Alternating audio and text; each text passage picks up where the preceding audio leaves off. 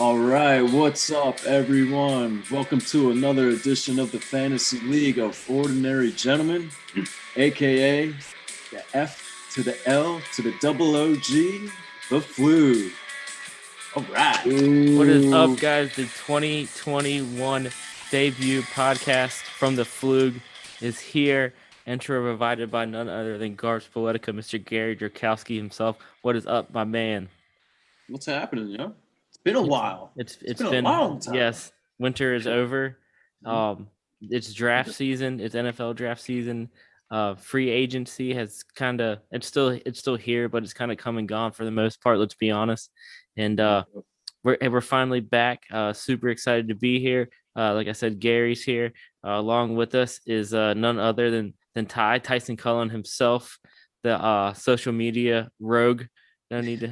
The only way you're gonna hear about him is on here, and unless you give me $20 and I'll give you a cell phone number. But besides that, it's me, the commish, Joshua T.A. Hicks. Hit me up on Twitter at jhicks804. Guys,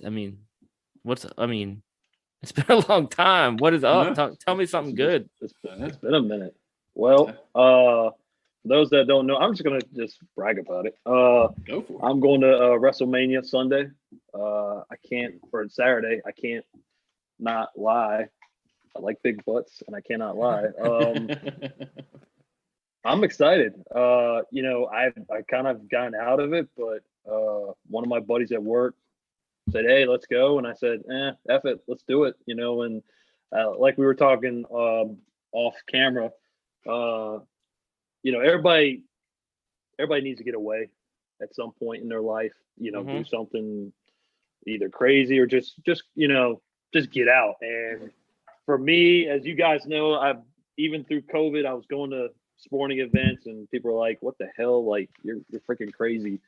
It's been 3 months for me since I've been anywhere, and that's been a long time for me. So, I just wanted to throw it out there. I'm excited. Yeah, I mean, no, Ty, you definitely you climbed the mountain. You went to more football games than like all our everybody in the Flug, any of my friend groups, I think, combined.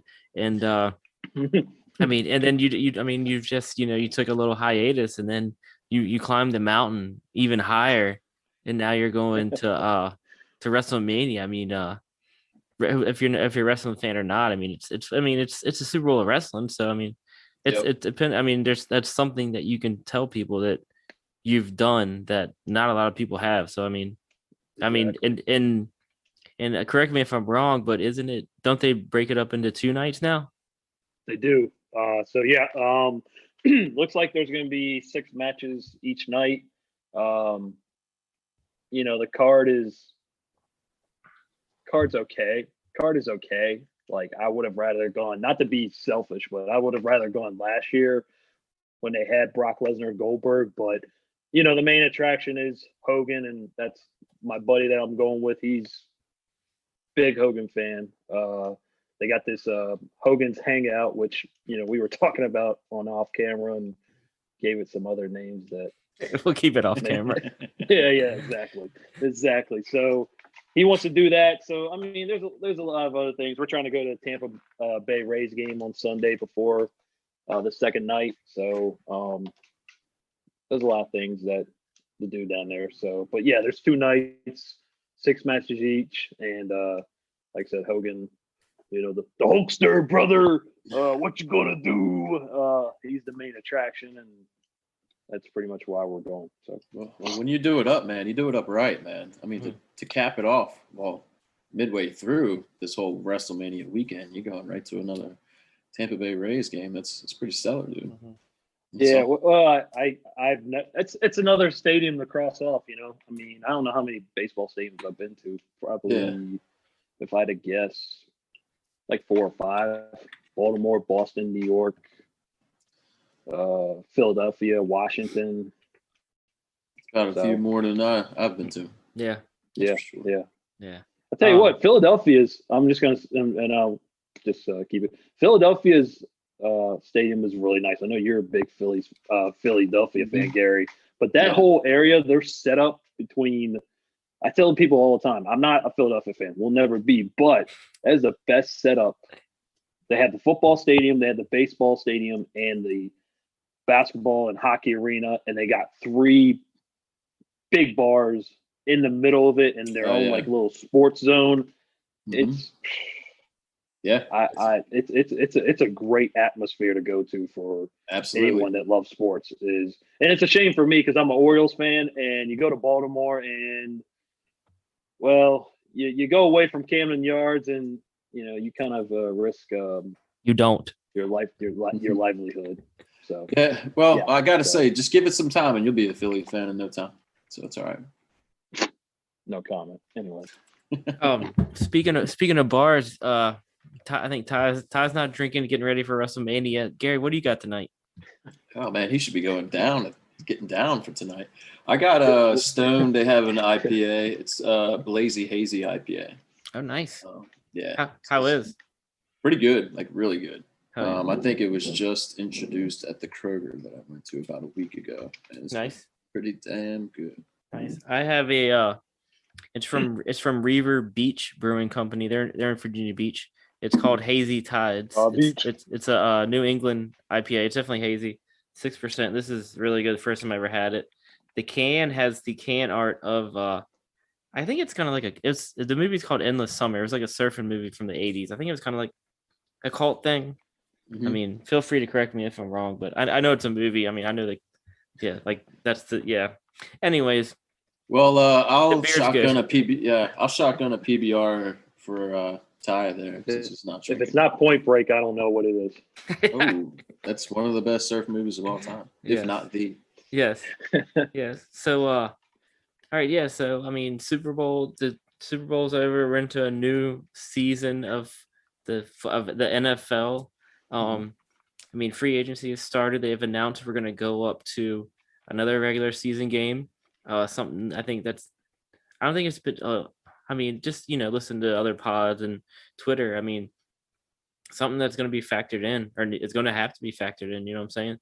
So Yeah. I mean, I guess as a fan, I mean, are you guys excited? Absolutely.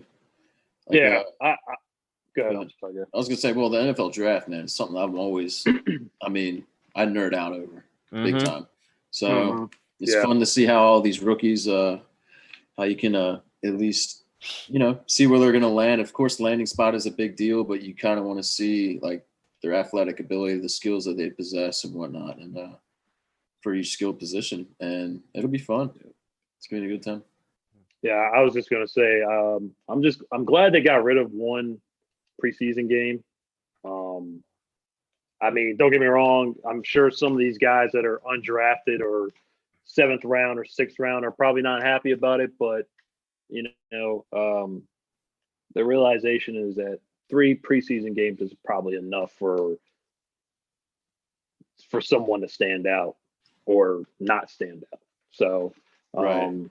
so yeah, I'm got rid of a preseason game and add a game. I know Alvin Kamara said it was what do you say it was, dumb or stupid or whatever it is, but the realization is that they need to get rid of preseason game, and that's how they compensated, was adding another game. So, And I mean, Mhm. like, I feel like there's definitely probably some negative output, but then I was thinking, like, don't a lot of players, their contracts have bonuses? Like, if you get so many catches, so many touchdowns, you know what I'm saying? Like, so I feel like to some extent, like, I mean, it's not all negative for the players. Yeah. There will be no 0-16 teams either. So Hey, there you go. There you go. we will have a new 0-17 team at some point in our lifetime.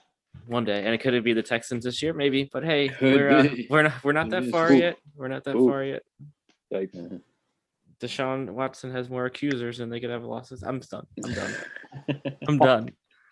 I'm done. Hey, all right. Before we get into what we're gonna do tonight, check us out www.theflug.com, on Spotify, iTunes, Podbean. The best thing to do, guys, is just search the Flug Fantasy Football. We're right there. Gary's got the website Mhm. up and going. We're We work- rocking. We're rocking. rankings. Yeah, We're rocking gonna that. get some rankings in. Yeah, rocking that out. And we're getting ready. I mean, we were gonna cover every division. That's already been done. So I mean, you've heard that on every other pod. So we're gonna kind of just do our kind of recap, some stuff that we're excited for going into this season, as far as free agency goes. Cover maybe some players, cover some teams, and then it's on to the draft. I mean, you guys know probably one of my favorite pods of the year is our mock draft pod. Yeah. I get to like Gary says, we geek out. So anyways, like I said, so tonight we're going to talk about some free agency stuff that we really liked. I think Gary's going to kick it off. Yeah, I mean, what better way to kick it off than one of the top two teams, like in the fantasy or the NFL draft? And we're gonna have to look at the New York Jets, man. I mean, they've made a lot of moves thus far, trading away Sam Darnold, right? They traded him to Carolina. Yep. And in return, they got this year's 2021 6, and they got a second round and a fourth round for 2022. And also, I mean, you got a new head coach and new offensive coordinator. Why not start with like a new QB or, somebody that's, you're in this is going to be a new team. Why stick with somebody old, get rid of him. You're one of the top 2 picks in the NFL draft. I mean, plus these 2 guys are both stemming from Kyle Shanahan in San Francisco. You got Robert Saleh, who was the defensive coordinator in San Fran. And then the offensive coordinator, Mike LaFleur, which I think this offense is going to look just like the 49ers in some kind of way coming into next year. So, of course, it looks like the number 2 overall pick is looking like Zach Wilson out of BYU. With that being said, with the free agents that are involved now, you got Corey Davis, right, out of Tennessee. Mm-hmm. And I'd say 2020 was pretty much his best season of his career thus far. Absolutely. Yeah. Absolutely. Yeah. So finally, 65 receptions out of 92 targets for just almost was on the cusp of getting 1,000 yards that season at about 5 TDs. And I got to ask you guys, is he set to be the guy? Because, I mean, it looks like, is he going to be the number 1 wide receiver for this team? To me, I mean, I guess you could safely bet fantasy-wise that he can be a nice wide receiver 3 flex play. Go ahead, Todd. I was just going to say, I mean, I think he is at least going into this year. I know Denzel Mims has a lot of upside, but he still needs to prove it to me, in my opinion. Mm-hmm. I'll tell you the one guy that's happy is probably Jamison Crowder. He gets another guy in Corey Davis. Corey Davis can stretch the field. He seems like to be the guy that can run almost every route, whereas Jamison Crowder is the underneath guy. So if I'm Jamison Crowder, I'm very happy with that. And whoever is going to be the quarterback, whether it be Zach Wilson or Justin Fields or whoever, like you said, it's probably going to be Zach Wilson. They got to be happy getting a Corey Davis and on top of having Jamison Crowder. But yeah, long story short, I think Corey Davis goes in as the number 1 receiver until Denzel Mims, like I said, proves it to me. Yeah, I mean, plus the way that this team will probably, kind of mimic Kyle Shanahan's offense in a way. Plus Mike LaFleur, obviously he's related to Matt LaFleur out there in Green Bay. So I just think you're going to see a lot more gadget plays, I'm sure. A lot of more motion, which you didn't really see from Adam Gase. So I think Denzel Mims, and if Jamison Crowder still is on the team, obviously he still is. I mean, I know we heard some rumors that, I mean, he was pretty much going to be moved off the team, but thus far, I mean, he's with the team. Keelan Cole is actually another guy that they picked up. And I think he's got some great slot receiver presence if they were to move off of Jamison Crowder in some way. And I think he could be a sneaky good option in this Jets offense, especially if they're going to go through that Kyle Shanahan route. Another one, too, was the acquisition of Tevin Coleman. Yep. Now, after the fact, I mean, he was injured for a good amount of time in 2020. 2019, he was a viable fantasy option. You know, he was pretty much like a good flex play. Mhm. But I think the Jets will pretty much look to address running back in the draft at some point. They've got about, let me see, 1, 2, 3, 4, 5. They've got about 10 picks in the draft. 3 within the top 34 picks. So I think if they don't look for a running back like I'm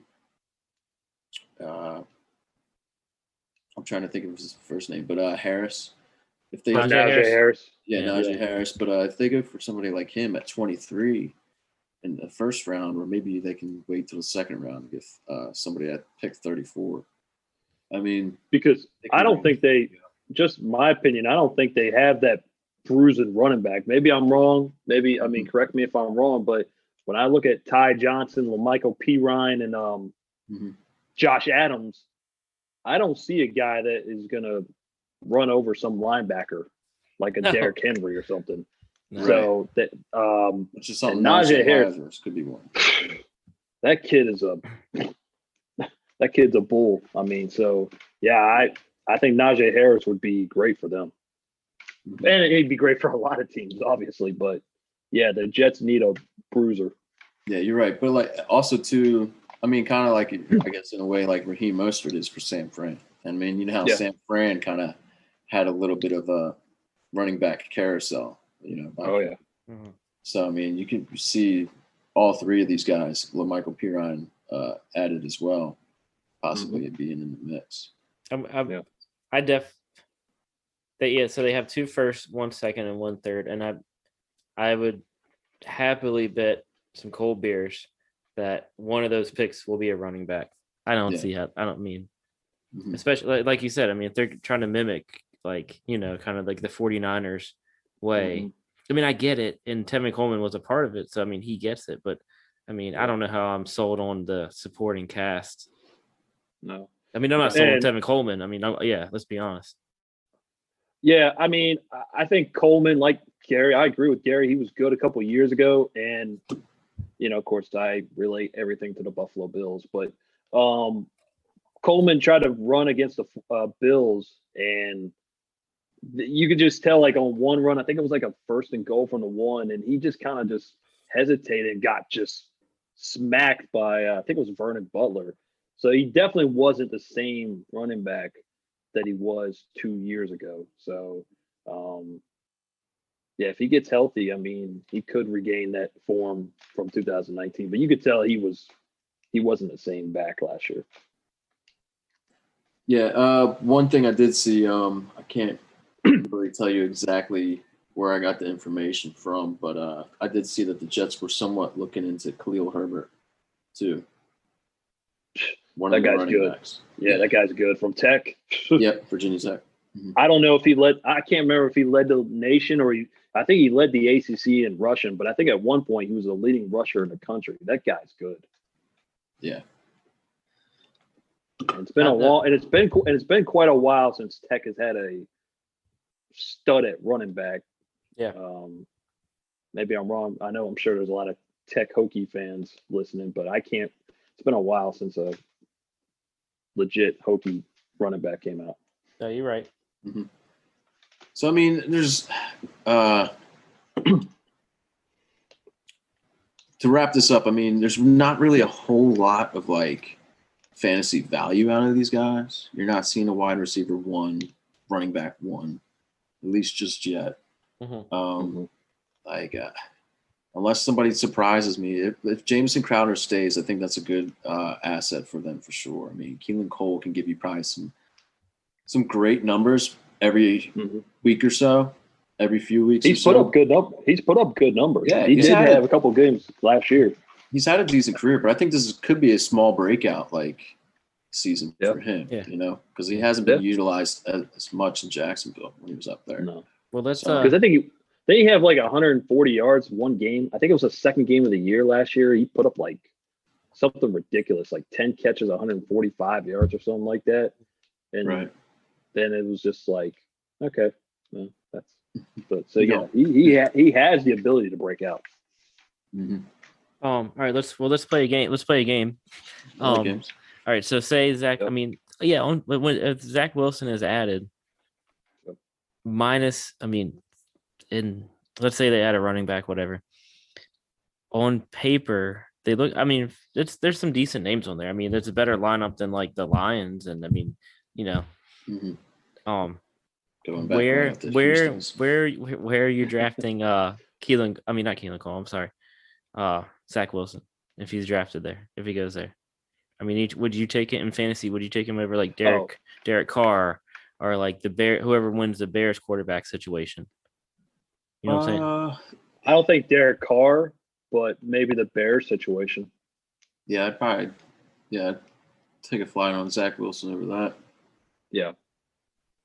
Because I mean, Derek Carr still has Darren Waller, was arguably the second best tight end in the game behind Kelsey. Because I think they'll probably, at least within the first few games, try to utilize the run game, to get him like comfortable, Yeah. Yeah. And I mean, yeah, I'm also putting this out there too. I mean, tight end wise, I mean, Chris Herndon could be a factor if they actually use him like they did with what's his name,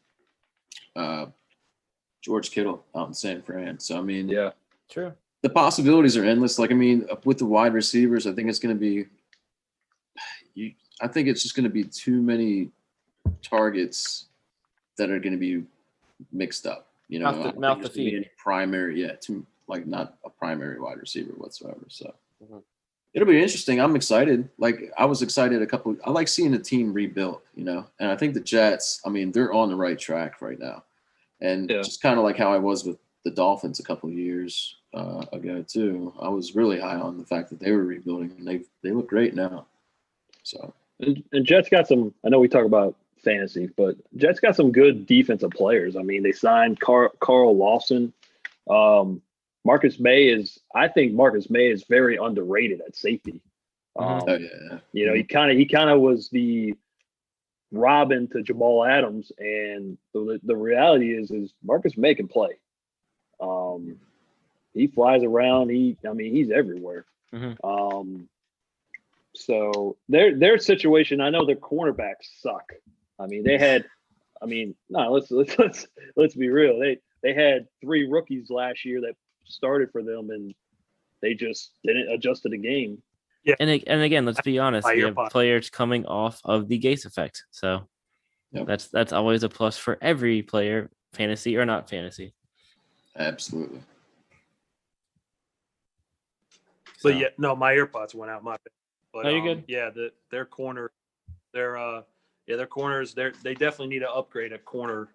But there's some good players on defense, and they're gonna probably have a year like the Dolphins, where the last or 2019, where they'll probably win about 4 or 5 games, and then maybe 2022, depending on what they do in the offseason of next year, who knows? So they're heading in the right direction. I think Robert Saleh is a good choice for head coach. He'll get this team fired up. And I think players want to play for him for sure. Mm-hmm. It's going to be different than Adam Gase. Yeah, absolutely. All right, I think finally the team. I was just to say, I think the team office finally said, "All right, they finally realized, all right, we've sucked for many years, So let's not suck again. we don't want to suck again." Ty, do you guys want to transition? Ty, you want to go ahead and switch over to the WFT? Sure, absolutely. So, really, Washington made, as far as fantasy purposes, I think they made 3 moves. Kind of like the Jets. Gary had a couple of moves, but I love Ryan Fitzpatrick. I think anytime you have Fitzpatrick at quarterback, you have a puncher's chance. He's gonna take some chances, but the realization is, if you're McLaurin or now Curtis Samuel, who I'm about to get into, you got to be licking your chops, because that if Fitzpatrick is in there, he's going to get you the ball. Somehow, some way, he's going to try to get you the ball. Now, may connect with a defender, but nonetheless, he's going to try to get that ball to you. So I think McLaurin's got his best, and hot take. Maybe it's not a hot take, but maybe it is. But McLaurin's got his best quarterback in 3 years. In his first 3 years, he's their best quarterback that he's gotten. I don't think that's a hot take. That's true. That's truth, brother. Yeah, you're spitting truth right there. I didn't know if people would disagree, but Fitzpatrick's gonna throw it into a tight window, and like I said, sometimes it may work, sometimes it not. I think Washington definitely addressed the wide receiver position by getting Curtis Samuel and Adam Humphries. I know Adam Humphries has been hurt the past couple of years, but when he's healthy, I mean, and we're talking 2018, that's been almost 3 years, he had 800 yards as a slot receiver, and wait for it, it was with Ryan Fitzpatrick. Oh shit! Hey. So at Tennessee. So was it? No, I'm sorry, Tampa. I think it was Tampa. Mm-hmm. Yeah. But either way, his best year was with Ryan Fitzpatrick. Again, when he's healthy, he's one of the better slot receivers. Kind of, maybe I say Cole Beasley. Again, another Bills reference. I'm gonna be throwing a bunch of. Oh man, you can never get away from it. You can never get away. I'll bore people to death. They're gonna be like, "Stop with the Bills reference." But anyways, all you need is like a table behind you to jump through afterwards. I do, but I don't think this one will break. But that's for another day. That I can't see you. So I bet you won't. But Adam Humphries, yeah, I think I upgrade from Cam Sims. I don't know what my Washington football team fans feel, but I think Adam Humphries is a upgrade from Cam Sims, just like Curtis Samuels is an even better upgrade. And I think I read somewhere where a couple of articles said that he was the worst free agent signing. I mean, no. I kind of disagree with that. I mean, he just had his best year and he was part of an offense that, let's face it, Teddy Bridgewater seems to be. I remember Eric Allen describing what Jimmy Garoppolo was, and he was a quarterback that can throw within 18 yards, and that was about it. And I see that as far as Teddy Bridgewater too. And he had Robbie Anderson, who I believe had 1,000 yards. He had DJ Moore, who had 1,000 yards. And he ended up having 800 yards, which was his best year. He can play that gadget role, the jet sweep or the wide receiver reverse. There's a lot of value to Curtis Samuel for this offense. Again, when you got Cam Sims and Steven Sims and was it Isaiah Wright? I mean, they're not exactly number 2 wide receivers in my book. So you got McLaurin, Fitzpatrick, Humphries, Logan Thomas. This offense is going to be a lot more exciting than it has been the past couple of years. Mm-hmm. I'm excited. Plus Gibson, man. I'm Gibson. I'm all in on him. Yeah. Gibson's the future, and you know what? I was one of the haters for McKissick, and McKissick didn't play that bad. He's a PPR machine. I thought he played pretty well. I mean, when they got him, I was just like, all right, well, that was dumb. And boy, did he prove a lot of people wrong. And so you got Gibson, you got McKissick, and, they signed Lamar Miller, who he's had a couple of knee surgeries, but he's more of an insurance policy. He's like the backup third down back to McKissick. So, I mean, I guess you could have worse. You could have worse third down backs than Lamar Miller, I guess. Last year, dude, McKissick had 80 receptions, 110 targets. That's crazy. That's wild. Yeah. Imagine all that going to Antonio Gibson if that were the case. Yeah, damn, I didn't even know that stats. But nonetheless, I mean, and they re-signed Brandon Sheriff. They franchised Brandon Sheriff. They certainly need help on the offensive line. They got a center, Tyler Lawson. They got the guy from the Bengals. David. William Jackson, the corner. Yeah. Yep. Thank you. A lot of people question why would you give him $14 million, but it seems like he doesn't. He's only had 3 career picks, kind of like a Byron Jones from the Dolphins, which I question that one, which he got burned by John Brown last year, which was beautiful. Another Bills reference. But it seems like William Jackson's more of a shutdown corner than Byron Jones. It doesn't seem like I said, he might not get the interceptions, but it doesn't seem like Jackson gets burnt. And I didn't know this. He ran a 4.37 at the combine 5 years. So that's not slow. No. So Well, I mean, that's more legit time than everything we're seeing in all these pro days right now. yeah. Mhm. So and what does it say? Who's the other? And they re-signed Tyler Heineke, who was the feel good story. I mean, like I said, it's going to be Fitzpatrick the guy, but I think Heineke proved his worth, and I was happy for him. Not only that, he went to ODU. So I think he's a hell of a backup, man. He put Tampa Bay on their heels for a little while. he did. He did better than Mahomes. I didn't know he had wheels, and sure enough, he showed that on that touchdown run. So I think Washington's doing the necessary things to improve, on that 7-9 record, and they may win double digits. Okay, that's a hot take. They may win double digits. Am I going to be surprised when they don't? No. But I would not be shocked if they win 10 games or more. I can see 10 games for sure. Yeah. It's going to be really interesting to see these teams now. They can be 10-7, 9-8, something like that. Yeah. And another side note too, I think usually, we're mid-April is usually when the schedules come out, so that might be a little something to look forward to. I think they announced May, unfortunately. Oh shit!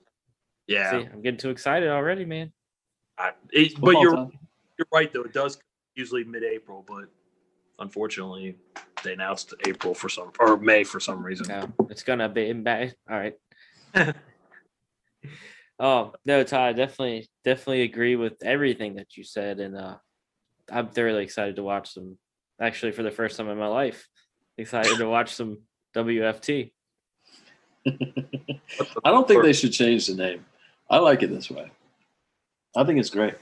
Their team president said it's going to stay that way for this year, and then next year we'll see a different name. Well, you got to think about it, guys. It's nothing but you change the name. It's more T-shirts. It's more hats. How much money is that? Yeah. You know what I'm saying? Yeah, people that, I don't think a lot of people bought WFT stuff. I think some people bought it and said, oh, it's a collector's item because it's only going to be their name for 2 years, 3 years. You know what I'm saying? Very true. Because, you got to think about kids. They're going to want this shit. Mm-hmm. So, no, good call. That's all. Yeah. So I was gonna say, so if you look at for everybody that does Dynasty, I feel like the majority of us listeners we do. So in Dynasty, the Dynasty trade calculator is a yearly subscription is $15, and in my opinion, $15, one of the best $15 you can spend if you're into fantasy football. Their wide receiver rankings for, let's just say, a standard, the more oft standard fantasy football league nowadays is 12 teams, half point PPR. McLaurin right now is the number 10 wide receiver with just to shoot off the top 10 real quick. Justin Jefferson, AJ Brown, Tyreek, DK, Devontae Adams at 5, Nuke, CD, Diggs at 8, Ridley at 9, and you have McLaurin at 11. Right after him is Michael Thomas, Godwin, and then at 13 we got T. Higgins. So, do you guys like that number, that spot right there? Would you bump them up maybe 1 or 2, bump them down? For McLaurin? Yeah. I don't like Diggs' number. Just saying. Yeah. No. It's fine. That's reference number 3, Ty. Drink. Diggs. Yeah, you need to lay off the water and drink every time you say anything Bills. That's gonna be a standard from now on, every podcast. Right. If he was in, I don't know how you guys feel, but I feel like if he's in the AFC, he might have made a Pro Bowl because there's a lot more. I think there's a lot more better receivers in the NFC than there are AFC. Yeah. When you have, and nothing against Keenan Allen, he made the Pro Bowl and he didn't even have 1,000 yards. So, and McLaurin had 1,000 yards among a bunch of other guys. So Yeah. um, Fred Bowles also a crock of shit, in my opinion. I mean, it's fan voting. I'm sorry. You're right. Yeah. No, you're right. I would say anything, at least for McLaurin, if he was outside the top 15, then I would think that was bullshit. But number 11, Number 10. number 10, I'm sorry. Number No, 10, you're good. that's actually pretty. I mean, I think that's pretty good considering how many great receivers there are. Yeah, I mean, I have no argument with that spot. I mean, Michael Thomas is on the down, unfortunately. Yep. I mean, maybe I don't know, maybe Godwin, but he had a down year too. So I don't know. Yeah, I mean, right now it's April, and him at number 10 I'd right say now. if Antonio Brown ends up signing somehow with Tampa Bay, and I would put Godwin a little bit further down, like almost like to top 20. Yeah. Right. Yeah. All right. Anything else you guys got on the WFT? No, I mean it's gonna be fun, dude. I'm glad Fitzpatrick. There was a possibility that he was gonna retire, but I'm glad.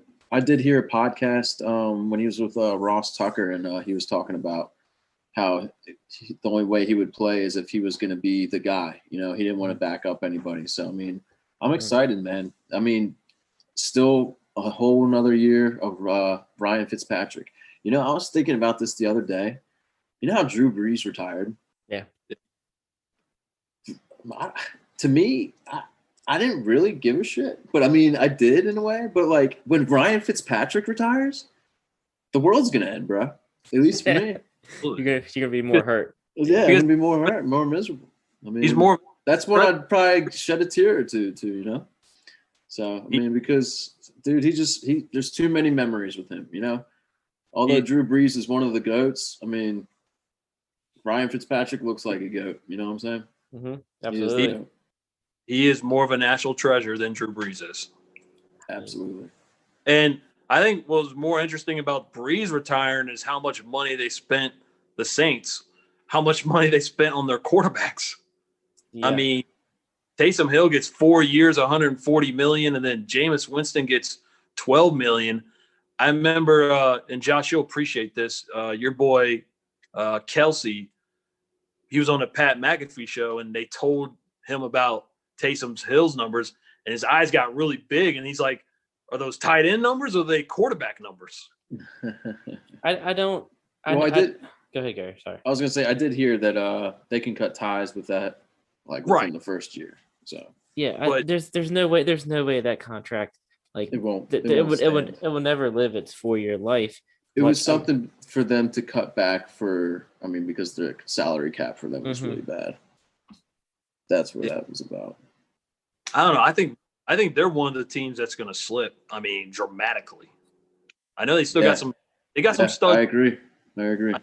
Studs like Cameron Jordan and Marshawn Lattimore, but I think they're going to slip. And Kamara, obviously, but I think there's a good possibility they slip quite a bit. I'm with you. I'm with you, especially. All right. Well, speaking of the Saints, I actually want to stay in that division. I didn't have a whole team. Sorry, guys. I'm breaking the mold. No, I mean, we one of the bigger signings, I think, in my opinion, that hasn't got a lot of traction, and I think it should. I really think Mike Davis in Atlanta could pay a lot of dividends from a fantasy point of view. And I mean, of course, he was a starter in Carolina with McCaffrey being hurt so much. He played in 15 games last year. He finishes RB12, which is the RB1. Mm-hmm. So, and he comes into this Atlanta situation. Gurley is not a Falcon right now, and neither is Brian Hill. You still have Ito and Quadre Olison there, which I mean that's not gonna get anybody's engine revving. Let's be honest. So I mean the team was their rush game was awful. The team was awful last year. I mean, but with all this said, I mean I definitely think that the Falcons will take a running back as well in the draft, first or second round. In my opinion, I still think that they're going to trade out of that 4 spot. Like I don't see them. They have a lot more needs than just what's going to come to them at 4, unless they unless they super duper want Kyle Pitts, in my opinion. But I think they have a lot more problems than a tight end. They have Hayden Hurst. Yeah, there's a lot of things up in the air. I mean, offensive lineman was a thing that they could use at number 4. I know, even if what's his name dropped. So Or even a QB as in Trey Lance or somebody like that. Yeah. Kyle Pitts would be awesome to see there. I mean, although, I mean, I don't want to say Julio's on his last limb, but I mean, within 2 to 3 years, he could be gone. It's just Kyle Pitts would definitely change the game for them. Yeah. And then, I mean, and you think you have this new coach coming in, Arthur Smith, who is offensive coordinator in Tennessee. And what's the first thing that comes to mind with this guy? Run the ball with Derrick Henry into the freaking ground. Yeah. So like I said, I mean, will they come a run first team? Probably not. But you know what I'm saying? I mean, with Julio and Calvin Ridley, you know what I'm saying? I mean, maybe not in redraft. I mean, that's you know what I'm saying? Like these are, two of the better wide receivers. I mean, so I think. Go ahead, Tom. I was just gonna say, I think Atlanta got a good deal for him, considering he only signed for 5.5 for 2 years. Yeah, I think that was I can't say team friendly because usually they say team friendly deal, and that usually means like they say hometown discount. But yeah, I guess you could say that was a team friendly deal. And I saw him twice last year, and he ran the ball. He had a decent game against the Lions, but against Atlanta, he ran all over them. And no, I agree with you, Josh. He's a good player. I think he was with Chicago before the Panthers, and I forget what other team in Seattle. Where? Seattle. Yeah. And it kind of seemed like he was kind of like stuck in the mud, kind of like spinning his tires. And I think he hit the ground running when he got to Carolina after losing McCaffrey. That's got to be a scary, or whatever you want to call it, a shocker for fans. But I think he hit the ground running for them. And I'm with you on that one. Yeah, and I think you have to think about this too. Like he also, I mean, he was in Carolina, so take this with a grain of salt because dump downs to McCaffrey are a thing. But I mean, he caught his fair pay. He caught 59 on 70 targets, which means that he's also receiving that. So, I don't know who doesn't do a non PPR league anymore, but I mean, like I said, like I think he's going to pay dividends, and I think unless I think they're going to draft a running back first and foremost, but I think this Mike Davis could definitely like be kind of in the sleeper situation, going into August, going into like redraft season, or even in dynasty. I think. I mean, I don't know what you guys think. Like, I mean, I think I'm giving a third for him, easy peasy. If not, I mean, maybe a second, I'd flirt with that as well. Well, when you got Ito Smith and Quad, yeah, I mean, there ain't much to. I mean, I don't know. I don't know how y'all think, but that's not much. Like you said, there's not much competition with that. And like I said, Mike Davis is coming off his best year. I mean, I think he's going to be the man. And if they're number 4 and they go running back, I don't see them going running back with the 4th overall. You said, no.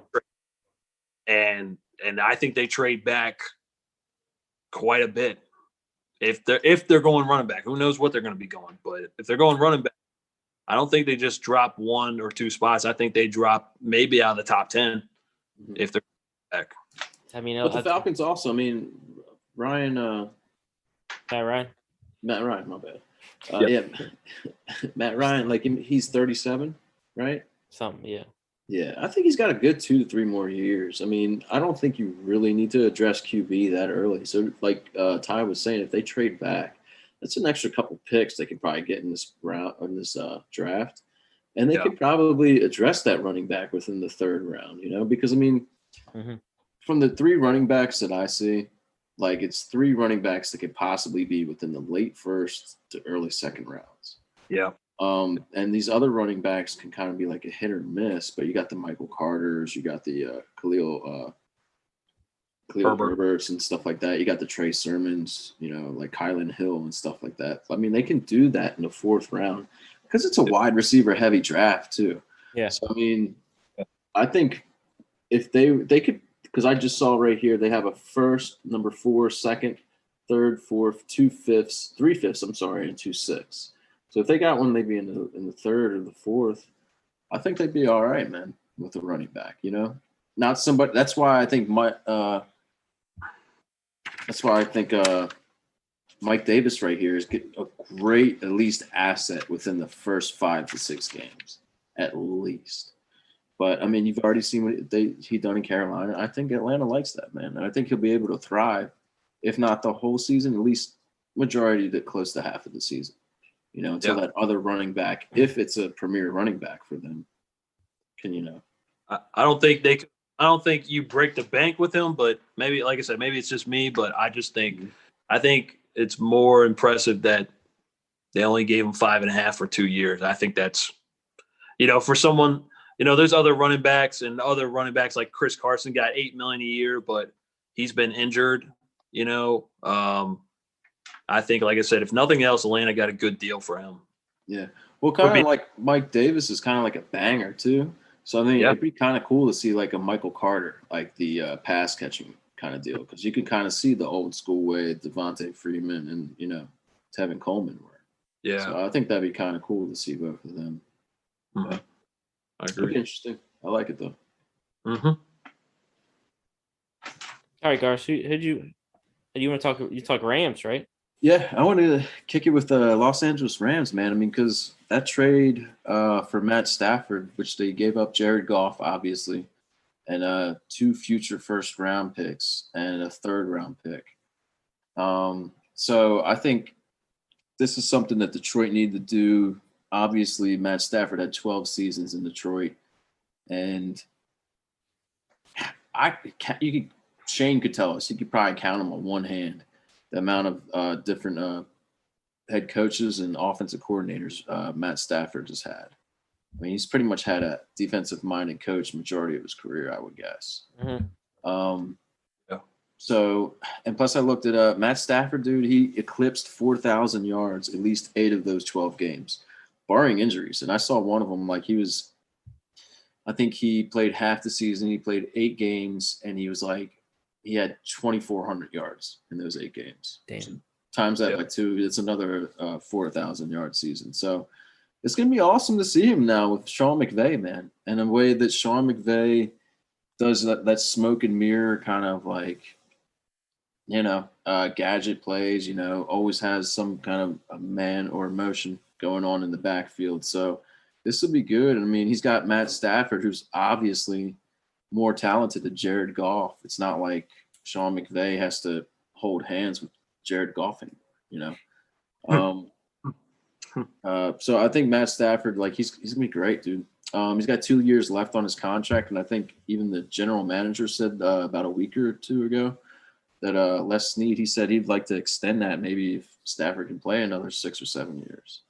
So it's gonna be fun, and I think I want a piece of this offense, almost like Dallas and Kansas City are, that you want to grab some hold of this offense. Now that Matt Stafford's here and the running game is pretty good, he's helping the running game with Cam Akers and even Darrell Henderson as well. So, I mean, Cooper Kupp and Robert Woods are obviously, like, if not still par at their, ADP right now. I think they can at least be trending up, maybe along with Van Jefferson. And even the fact that the newly acquired Deshaun Jackson, if he can stay healthy, that's a deep threat right there. And I think with all that being said, Matt Stafford can be I think he can be a top 10 quarterback for sure. Ooh, fantasy or Fantasy. Yeah. Don't forget Tyler Higbee too, tight end. So I mean, he could be trending up as well. But I agree. I think there's plenty of options there. I mean, like I said, too, with the 2 veteran wide receivers there, and Cooper Kupp and Robert Woods, those are safe bets. as fantasy options. And like you said, I think Van Jefferson's going to break out, or at least do what Josh Reynolds did, maybe even better. I forget. I like Josh Reynolds. He was capable of making some plays last year. Mm-hmm. Yeah. But you gotta also think that like Deshaun Jackson, is he really gonna play what? Over under 6.5 games. Yeah. So I mean, you'll probably, if that's the case, you'll probably see quite a bit of Van Jefferson too. Yeah. Which, I mean, that's why they drafted him second round. This is his second year. It's time to step up now. He's like you said, he's probably going to be the third receiver. It's time for him to step up now. Yep. And Reynolds is gone. Did we mention that? Josh Reynolds. Yep. Titan. Yeah, he went to the Titan. Yeah. So. Which I think Josh Reynolds, I kind of like him there too. If they don't address that, the Titans in the draft, like wide receiver, Yeah. I think Josh Reynolds will be pretty decent. Yeah. Who's their second receiver besides AJ Brown? Is it going to be him? Reynolds, because I mean, Jonnu's gone, Right. and then I mean, So- Fursker, their new starting tight end. So he'll be the number 2 wide receiver then. I mean, He's pretty much slidden into that role. yeah, For sure. I thought you would say that. I wasn't sure though. yeah. I mean, I don't know. In my opinion, I definitely see them taking a wide receiver. Yeah, because they pretty much have no names other than him right now. Mm-hmm. Yeah, I can't. Wow. Okay. Yeah. Chester Rogers. Rashard Davis, Marcus Johnson, Cody Hollister, Cameron Batson. Yeah. Okay. Yeah, they gotta do something, guys. Chester Rogers was still in the league. Holy cow. Yeah. Wow. But yeah, I think Matt Stafford and Cam, obviously Cam Akers still has some proving to do, but I mean, he had some really good games towards the end of the season, and he could be one of the best running backs that Matt Stafford plays with, because Matt Stafford never really played with any good running backs. I mean, he had some running backs like Javid Best that would have a game. Yeah. Man, Shane is hooting and hollering after hearing this tonight. You're gonna get his blood pressure. You're gonna get his blood pressure up. Best. Sorry, Yeah. Shane. But I'm just saying. Man's getting back from Hawaii, and he's Sorry. like, "Hey!" when he hears this. I'm trying to think of other, but I mean, like I said, they had a couple games here or there, but nothing to what I think the Lions got some DeAndre Swift. I mean, he's another running back that obviously he's got some proving to do, but I don't think none of those guys ever touched a candle to DeAndre Swift. Yeah. No, I'm with you. Amir Abdullah. So. No, I'm with you. And then, but I mean, I don't know. I mean, tell me what you guys think about this. I mean, Goff was never, like the deep passer, as where Stafford can do that. But then, I think you had Woods and Kupp that kind of fit. Like that's kind of like their thing as a wide receiver. I mean, do you think? I think Woods more so. Van Jefferson's not as quick. I would say. I mean, he's able to gain some kind of separation in contested catches, but Cooper Kupp to me is always that guy who's always going in the middle of the field. Mm-hmm. He didn't really stretch it as much. I mean, he's getting older. I mean, he's had some kind of issues, Yeah. through injury, but I think it's going to be good. Stafford, I mean, he just got so many options because it was only like at least Marvin Jones, Kenny Golladay were great options, but he never really had like legit fantasy skill position options, It's gonna Megatron. be fun to watch. Yeah. Megatron, but that's one guy compared to he had to throw to him while 3 guys were on him sometimes. So Yeah. That's all he had. Yeah, you're right. yeah. Yep. You're right. All right, Yeah. cool. Are we about to go Mafia? Okay. All right. Let's do it. So you said you need a So Buffalo ended up getting Emmanuel Sanders from the New Orleans Saints. Last year I had 700 yards. My opinion is I'm happy, and I'm like 50-50 on it. He is 34 years old. He's about 3 years older than John Brown, but he played in more games than John Brown did last year and had more receiving yards. So if Emmanuel Sanders can do if he can get at least 700 yards like he did last year, then I mean they're not going to miss a beat, in my opinion, with Gabriel Davis, Diggs, Beasley. Even they re-signed Isaiah McKenzie, who, for those that don't know, was kind of a Week 17 darling. He had 3 touchdowns in one game against the Dolphins, 2 touchdown catches and a punt return. So I mean, I do like our receiver room: Diggs, Beasley, Sanders, McKenzie. So we'll see. I mean, like I said, they're definitely for 1 year, $6 million. They're definitely intending him to be the opposite of Diggs, and still have Beasley in the slot, still have Davis as probably the number 4 receiver, which he thrived as a number 4 receiver with I think he had 8 touchdown catches. They also got Matt Breida, who was that was interesting. I didn't expect that one. I don't know if they're sold on Devin Singletary. Obviously Zach Moss gets a little more of a leeway or a pass because it was his second year.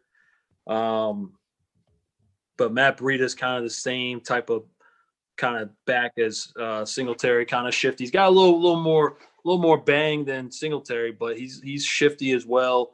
And he actually didn't play that bad. I mean, obviously these days it seems like 4.3 yards per carry is kind of looked down upon, but I don't think he got enough opportunities in Miami. And just a couple of years ago with San Fran, he averaged 5 yards a carry. So yeah, he's got a little more juice than I'd say the other guys, because I mean he's with the ball in his hand. I think only him and Tyreek Hill are one of the fastest guys when the ball are. Yeah. I think when they get to the open field. So it'll be interesting. I think, to me, Ty, it just seems like the Bills are trying to find an answer at running back other than what they have. Like, they rely on Josh Allen, but I think they're going to try to make it to where he doesn't have to run a lot because he's the franchise quarterback, dude. Right. I mean, if they're going to start paying him, because didn't they just tag him? No. Or they're going to tag him? No, he had a funny response to that. Right, that's right. Yeah, so I saw something about that.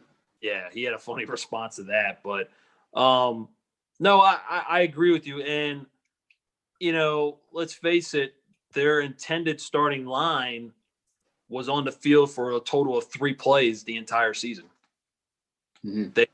They had Feliciano was out for the first 8 games, and then he comes back, and then they got their starting lineup, and then Cody Ford gets hurt 3 plays into the Patriots game, and there's your starting lineup basically once again incapacitated. So man, that sucks, dude. I feel like they're Philadelphia.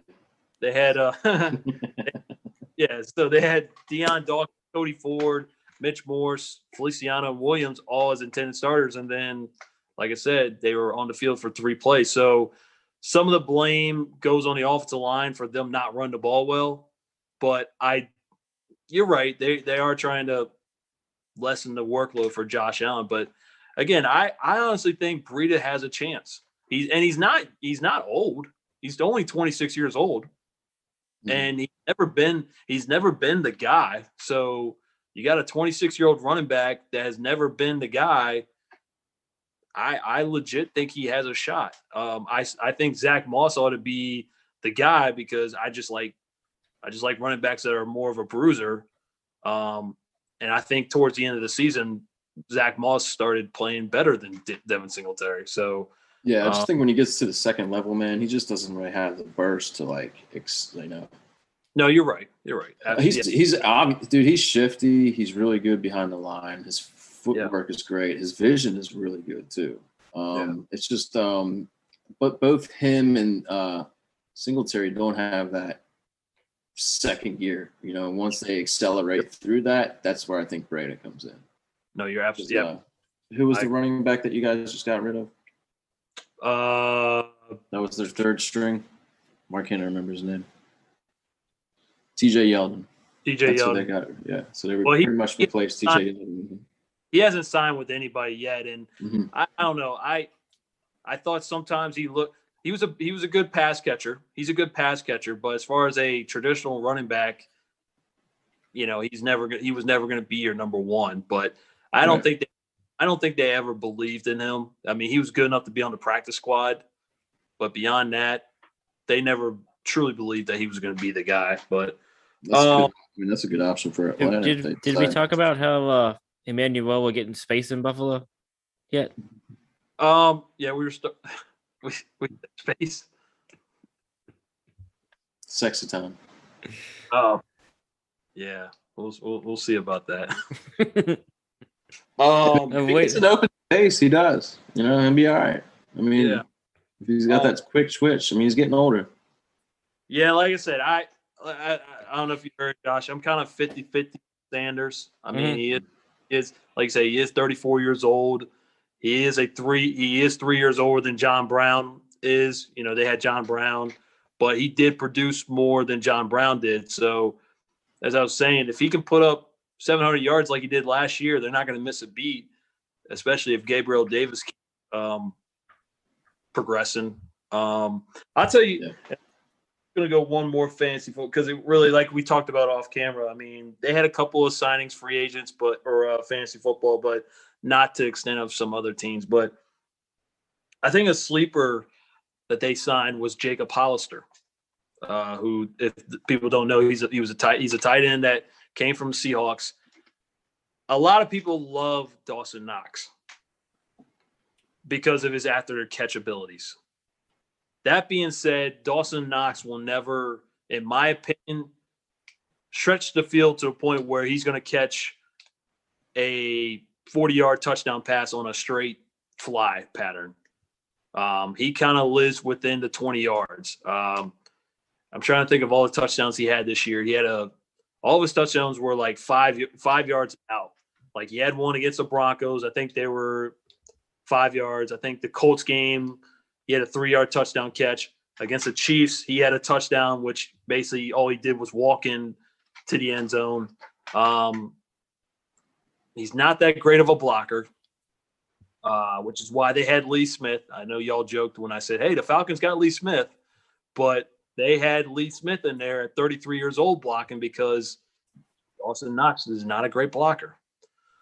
Jacob Hollister is not a household name, but he did play with Josh Allen in Wyoming. He was viable though when he was in Seattle.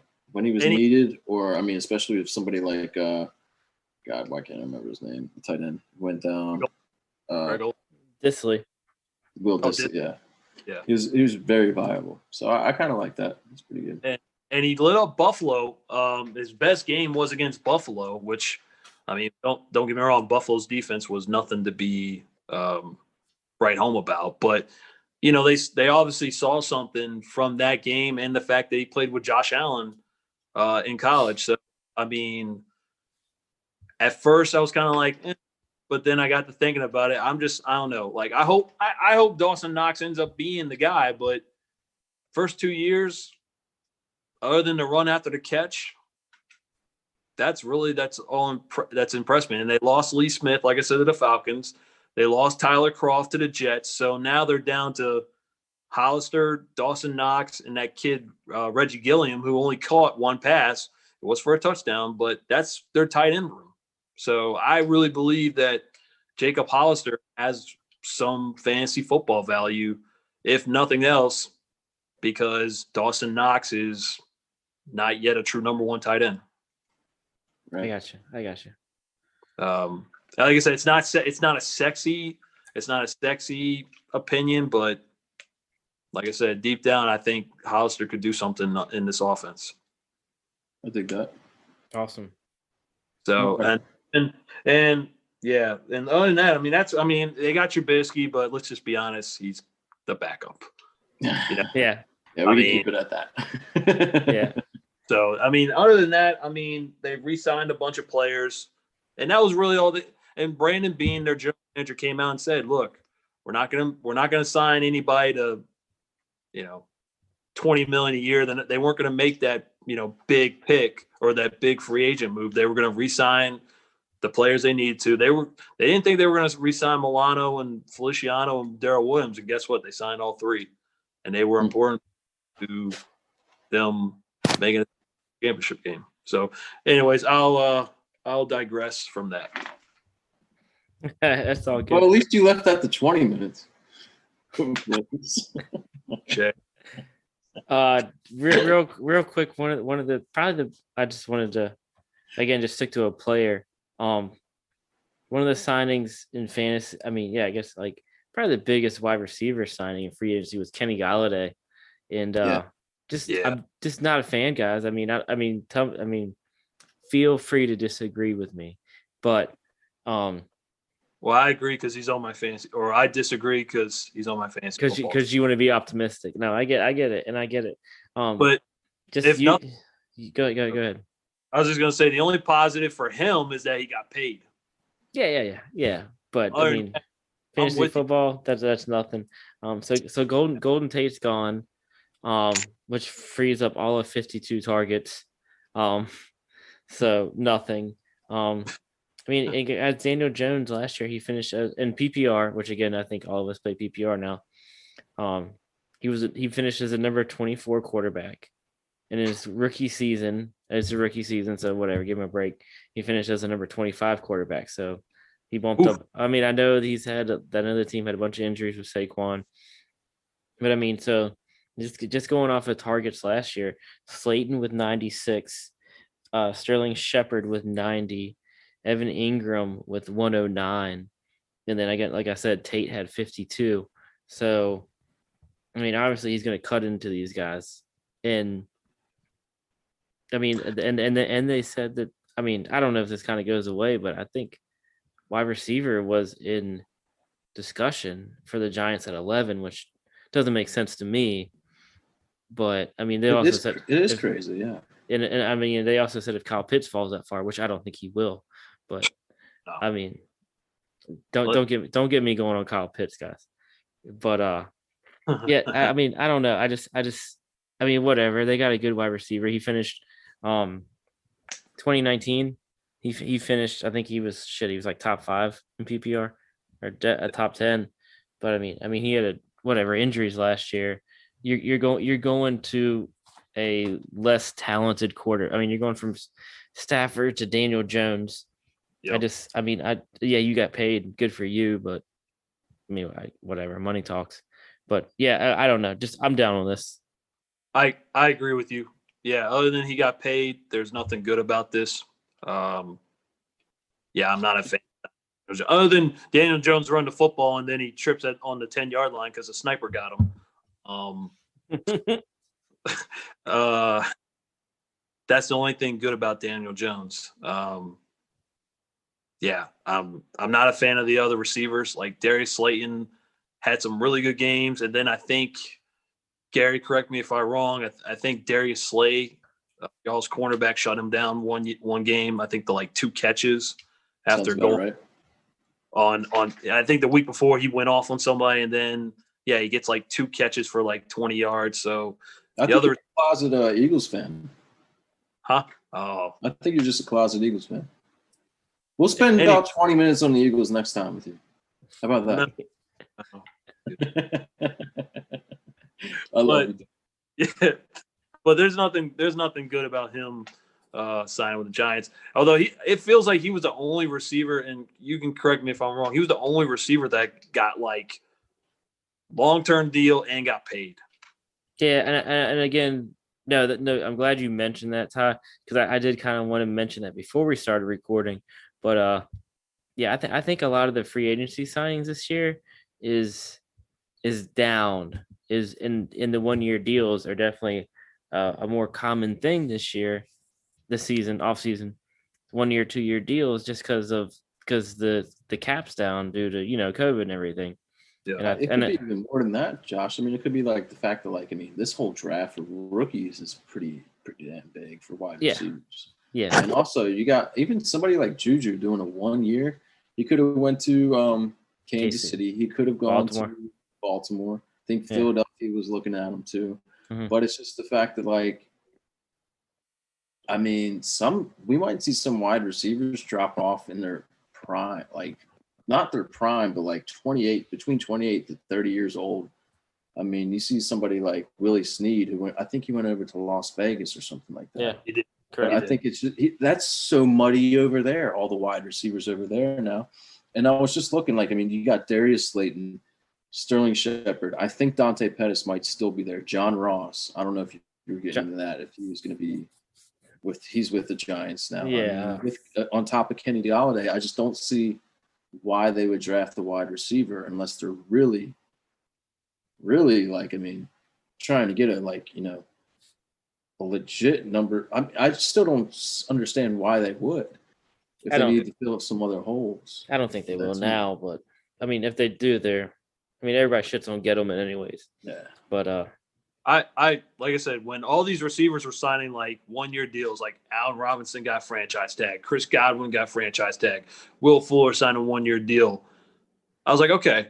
And then when he got 4 years, I mean, I was one of the more shocking developments was the fact that he got 4 years, 72 million. Not because I don't think he's good. It's just like I said, all these other receivers were getting, like you said, 1 year deals, and then he ends up getting 72 million. That kind of just, made me, kind of scratch. I will admit, like, out of all the receivers, maybe him and Juju were probably the top two mhm.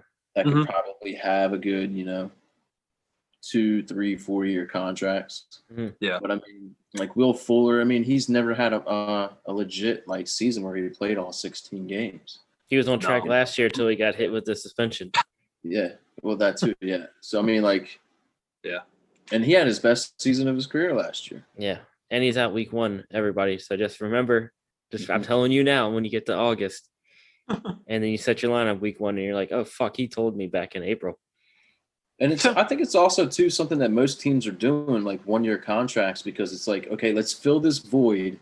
And if we have the opportunity to get a wide receiver we like in the draft, Yeah. we're good to go, But so kind of going back to what I was saying, like with Juju situation, like don't you kind of think that the possibility is that he signed this 1 year deal, and again, I'm thinking that with COVID being hopefully damn near over, that the cap's going to go up.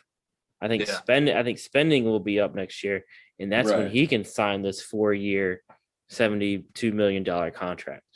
Yeah, Wherever. That's definitely another option to do. What do y'all sign him with Pittsburgh? Because apparently, did you hear that he came out and said that KC was going to sign with KC? Yeah, it was And KC and Baltimore and like Yeah. there's that. Yeah, so Think about that. We all think about and I'm not trying to rub it in or any means, but he ends up signing with Pittsburgh, who has a less of a quarterback than KC does. I mean, you can make an argument that Patrick Mahomes is, if not the best quarterback, he's number 2.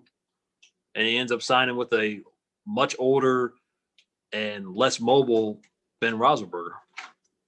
I mean, I think familiarity. I mean, whatever you got, like you said earlier, you got the home team discount, you got familiarity, and you got. Yeah. I mean, I get. I mean, he's an all-around good kid too. I mean, he loves Steelers Nation, whatever the hell you want to call it.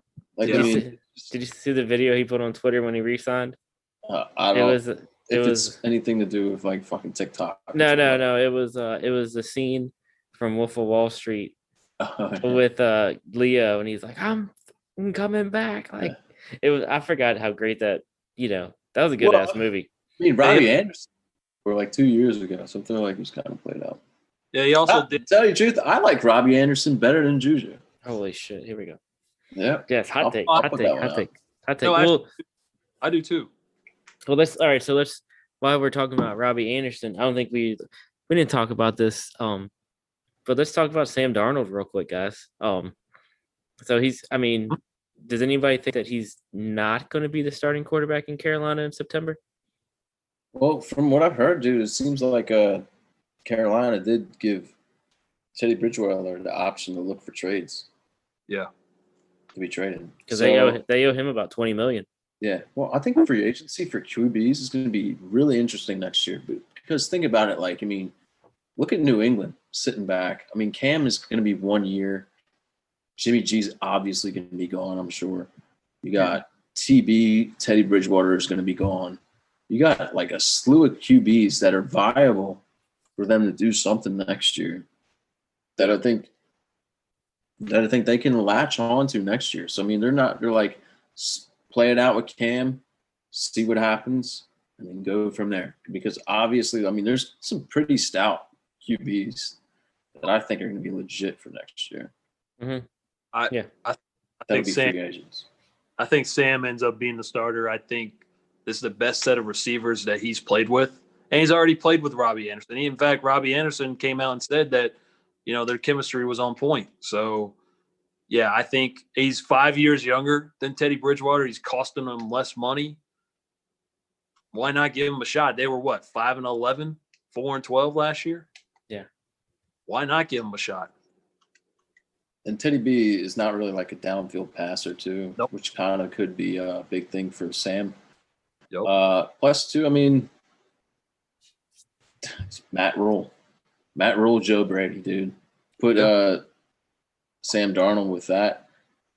Another Gase effect, dude. We can see something big, kind of like how Tannehill was. Well, yeah, again, you dropped the names, but then all you have to say is not Adam Gase.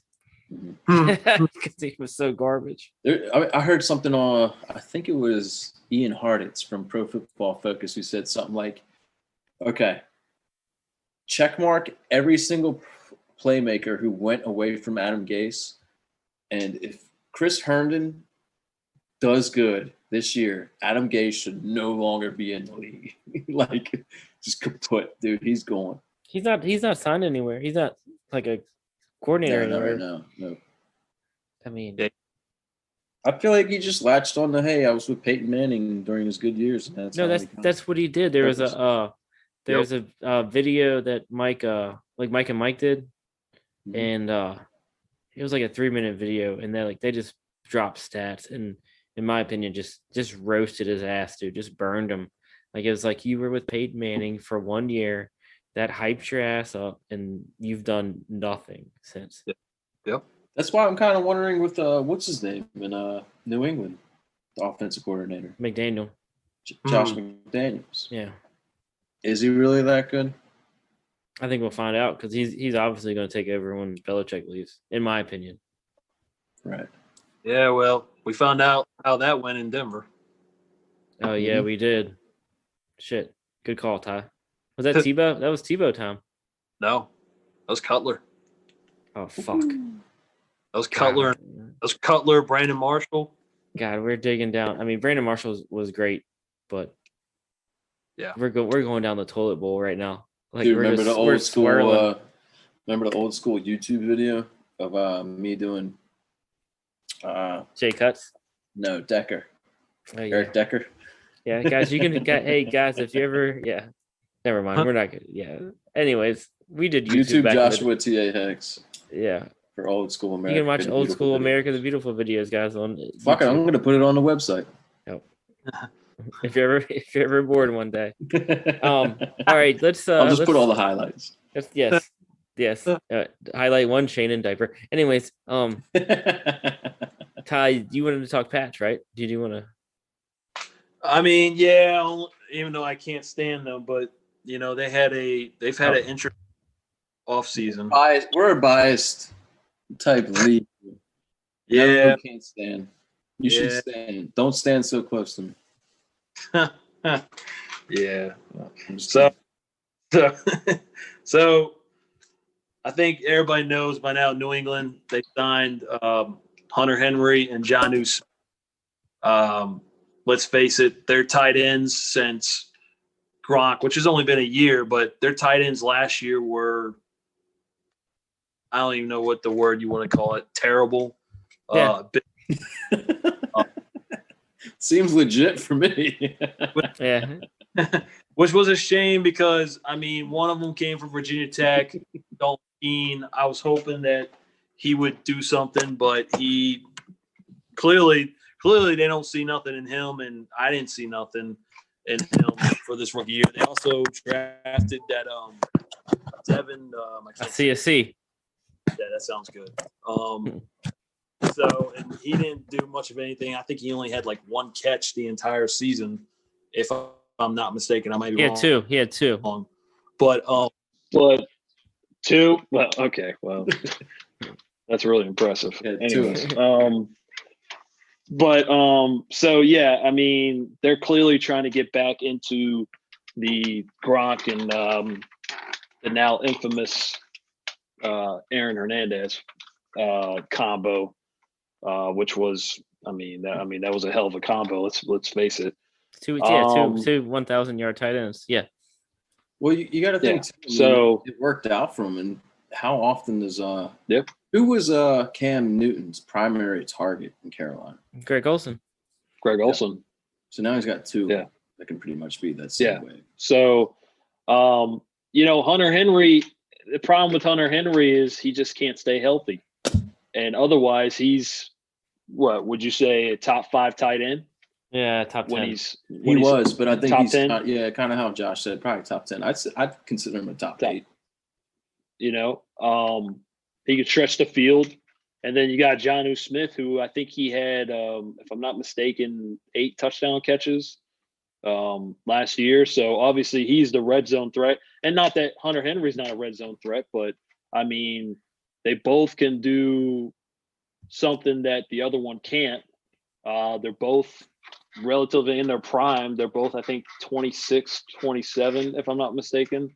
So yeah, like Gary said, I mean, Cam Newton's primary target was Greg Olson, so that's a security blanket. And then they got Kendrick Bourne and Nelson Aguilar, which, again, that's another situation where they needed an upgraded wide receiver. Now, don't get me wrong, Kendrick Bourne's never been the guy, but I mean, you had Damiere Byrd and Jacoby Myers, who both of them had, I know Damiere Byrd had a 100-yard game against Houston.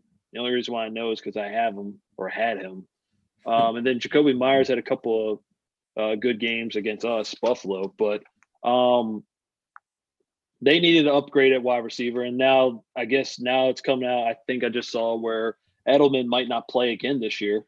I think he's done. I mean, does anybody think I think he's done. Sorry. Was it he couldn't play or he couldn't play a full 16? They don't think. They don't think. I don't think. Now. I think they don't think he's going to play at all, Right. if I'm not mistaken.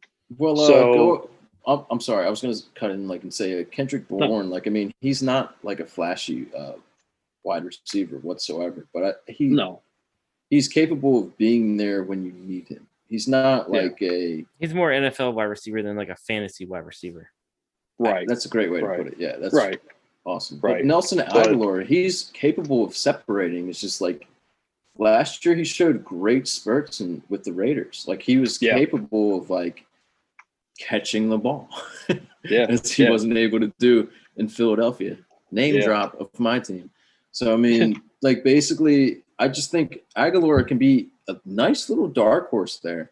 I mean, but to me for this team, and N'Keal Harry, I still don't know what that's going to be like. I mean, you didn't see it at all last year while Cam was there. So to me, my 3 pass catching ones are the 2 tight ends, and pretty much Nelson and Aguilar. And don't forget James White, guys. He's I was going to get to that. Yeah, they re-signed him. Mm-hmm. But yeah, I mean, the only thing I didn't like about the Kendrick Bournes and Nelson Aguilar, at least for me, is that do you guys really think Nelson Aguilar is worth $13 million a year? No. Because that's what because he got 2 years, $26 million. Right. Because it's way more than what Juju's getting right now. Right. I think Juju's at $8 million. And then even Kendrick Bourne, and maybe it's the times, but he got I think it was 3 years, 22.5. That's another one that's that I think got overpaid. Maybe it's not as much. Obviously, it's not 13 million, but I think it's another guy. I think it's another contract that they overpaid for. But nonetheless, I mean, they were trying to make an upgrade at wide receiver. But I do and have to then- say though, Bill Belichick is capable of seeing talent, and he doesn't care what your weakness is. He's like, I'm going to use your strength. And you got to think the Eagles did beat New England while Aguilar. was there. Yeah. And San Fran, when they went to the playoffs, I mean, or even to the Super Bowl, Kendrick Bourne was a small commodity. Like, I mean, it's not like Belichick doesn't know what they're capable of doing. It's just the fact that can you do this? Can you do that? Can you be where I need you to be? And that's pretty much all. I mean, the wide receivers in New England weren't really that fancy unless you're talking about Julian Edelman, right? Right. For the most part. I mean, now you got two tight ends who pretty much before they went to this team, they were probably considered two top 10 tight ends, you know? Yeah. So, I mean, absolutely. there's I mean, as much as like most of us are like, why isn't Galladay there? Why isn't Juju there? You know, why isn't Allen? I mean, not to say Allen Robinson. I mean, although he got fucking, I'm kind of glad he did, but he got franchised there. I mean, you have a lot of people arguing as to why, but I just think like Belichick knows what he sees in these guys and how he can be used with it. I'm sure him and Josh McDaniels have talked it over quite a bit. Because go ahead. McDaniels is the one with under the thumb. I mean, not McDaniels. Belichick is under the thumb of doing the GM moves. So I mean, he's seen it. That guy studies more tape than just about anybody else in this league. So I'm sure he sees it and what he can use with it. Yeah, I definitely agree with the moves. I just thought they got overpaid, but they both came off their best seasons of their careers. I don't know Nelson Aguilar's stats on top of my head, but he definitely had more yards, the most yards of any season he's had. And I do know Kendrick Bourne I saw had I think it was like 699 yards, and that was the best season of the year. So I definitely agree with the signings. I just thought they got overpaid. But and one thing we've seen too, how often I mean, you can look at N'Keal Harry, how often are the Patriots really good at drafting wide receivers? They're not very good. Not They're not. Yeah. Tell me a good one. Name a good one. They put a second rounder into what is it, Mohamed Sanu a couple years ago, which didn't work out. Shit. But I mean, the only one I can think of is I was gonna say Urban Fryer, but I can't remember if he got drafted by New England or if he got drafted by Philly. Damn, Ty. That's good. I think wide receivers is not too much their strong suit. But no. So that's the only one that comes to mind, really. But I mean, as far as fantasy, that's really it for New England. They made a lot of defensive moves, like Matt Judon from Baltimore. Yeah. I mean, he gets after the quarterback. I mean, he's 29 years old and he's probably playing the best football of his career. And then they got Jalen Mills from the Eagles, a safety, who he's a banger too. Yeah. No, that's good. I mean, going back to the wide receivers. Yeah. I mean, Jacoby Myers led the team in targets last year with 81. Damiere Byrd 77, James White 62. I mean, that's what you expect from him. I mean, Edelman was in there with 39. N'Keal Harry 57, and N'Keal Harry. I mean, they said he could still be traded for the draft. Or maybe there was an article that said Washington was interested in them. But But obviously, I feel like that. Obviously, they thought they had second thoughts. Yeah. I mean, makes sense. But I don't see any of these guys. I mean, obviously James White, but I mean, none of these guys being a threat to. All four of the guys that they added, Henry, Jonnu, Aguilar, and Bourne. I mean, all these guys could step in. And again, you have Cam came in late to the season. I mean, I'm not a Cam guy. Not saying I never have been, but I mean, the guy was MVP in 2015, but Right. I mean, I still see him as a Band-Aid. And I mean, right now the Patriots are number 15 in the draft. I mean, could they move up? Possibly, because I mean, you guys also gotta think. I mean, in my opinion, I still think about this. I mean, Belichick, how old is he? Is he 70? Is he? I mean, he's in his 60s, right? But I mean, He was coaching in the 80s, so he's you not gotta think. he's not going to be coaching much longer. No. And you gotta No. think he probably wants to prove that he can win without Brady. You understand? Yeah. Yep, So absolutely. He's 68. yeah. So I mean, but Carroll's in his 70s. Pete Carroll's in his 70s. Yeah. But I don't know. I just think, and he's not going to win a Super Bowl with Cam. I mean, is anybody going to? No. So No. I But think yeah. I think what do you think about kind of going off topic for you? What do you think about Damian Harris? Do you think he's capable of being a 1,000-yard rusher for them? No. No. Not with Sony there, and just no. Who do you think's the better back? I mean, me being optimistic says Damian Harris because I was big on him and I own him a lot, and I mean I was big on him, but Right. I mean, it's almost like he's a Damian Harris reminds me of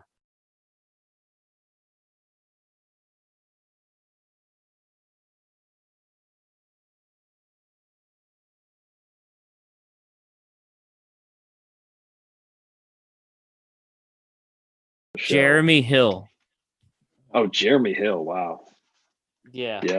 There's your name. That son of a bitch. Well, say it like you want to say it now. Jeremy Hill. Do it 5, 4, 3, 2, 1.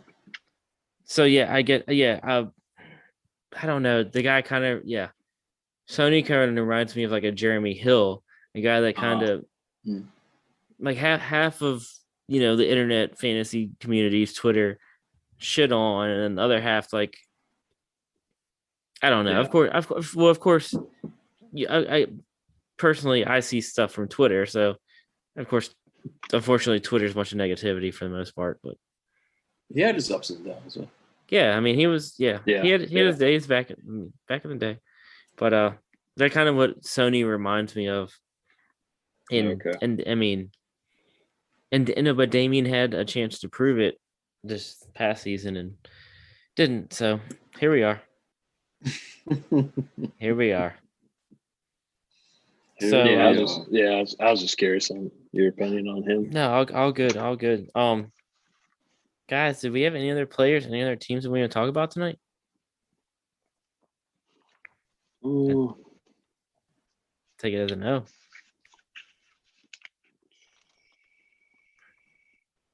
All right, I have to edit. No. it's all good. No, you know what? I'm going to give some props to this one. All right. It's Andy Dalton. Oh shit. So, I mean, it's what I'm curious about is where Anthony Miller is going to go because it seems like they want to get off of having him. But Anthony Miller, I think he's a good player. It's just the fact that I've heard he's not really good at like being on time with the team. He's always tardy. So really, he's at Wow. That's one thing I've seen about him. Like he's at because I thought he was a good player. I thought he was going to be great this year. But you saw more. I thought so too. Yeah, you saw more just out of Allen Robinson and what's the Mooney? Oh yeah, Darnell Mooney. That's right. Yeah. So I thought Anthony Miller was going to be a play maker this year. Well, let's go back to Andy Dalton. I don't think he was horrible last year. It took a while for him to click with the offense in Dallas, but he had a few really good games. And I think if he has a nice little offseason with this team in Chicago, it's not going to be half that bad. This is going to be the best quarterback that I think Allen Robinson is going to have by a small margin, nothing too huge. And I also think it's going to be kind of interesting now that Damian Williams is there now too. along with creating kind of a two-back with him and David Controversy. Montgomery. Yes, because I mean, also you have Tariq Cohen in there too. So Yeah. I think in a way this kind of pushes back all value for I'm sorry, was the one running back you said? David Montgomery. Thank you. Yeah. But Damian Williams, he's coming off of the COVID too. Yep. Since he opted out. So I mean that's kind of like a small banger, and it's kind of interesting to see, with him coming from KC now to Chicago. Because you got Cohen's a shifty, and Montgomery's fast. He's the speedster. I mean, all three have a dynamic to their game. Yeah. Other than that, I just the Bears are one of those things that you just shake your head to. You run away. I mean, Allen Robinson is starting to become like the next like Andre Johnson, great wide receiver, just garbage quarterbacks all the time. Yeah, I really hoped for him to be like with a different team, but I think after this year, it should be he'll be able to figure out where he wants to go, which would be cool. But I still think his numbers are still going to be pedestrian. I mean, he'll still be like at least the top 20. Yeah, I mean he's a wide He receiver put one up some usually. I would say he put up some good numbers still, even with Trubisky and Foles. He still had some really good numbers. But what do y'all think about? I guess sticking with that, do y'all think that Cole Kmet comes into his own this year at tight end? No, I don't know. I'm negative. Sorry. Negative. All right. No. I mean, it's hard to say because I mean you still have Jimmy Graham there, right? Yep. So it's hard to say like whether Kmet. I mean, because let's look at what he did last year. He's been on the field. Okay, the first 8 to 9 games he's on the field less than 50%. But I mean, to your knowledge, there after that, from week 12 on to week 17, he's been there for over 75% of the time. Yeah. And he I just know there was such a hype about him coming out of Notre Dame, and they drafted him second round. There was quite the buzz, and it seemed like quite the buzz whenever he would get onto the field. So, and like you said, with the receivers they got, he's someone that I feel like needs to step up. Mm-hmm. I mean, that's all good though. So, I think honestly, they could do better than Anthony Miller, in my opinion. I think there was just too much because I mean I had him, and then I think Morgan ended up getting him. I think there's just too much inconsistency. Like I think he had a game against the Saints where he had I think it was 8 catches for 84 yards, and I think Bears fans were hoping that he would improve on that, and he just I don't think he ever did. I just, in my opinion, I think they can do better, and I don't know if Darnell Mooney is the solution, but I think they can do better than Anthony Miller. And if you make a great point, if you say that he's tardy with the team, then I think it's time to move on from him. Yeah. Well, because Allen Robinson's kind of him and Terry McLaurin remind me of each other. They need that second receiver to make them, not. And I don't know, and I think Allen Robinson's great, but to make them elite, like among the top 5.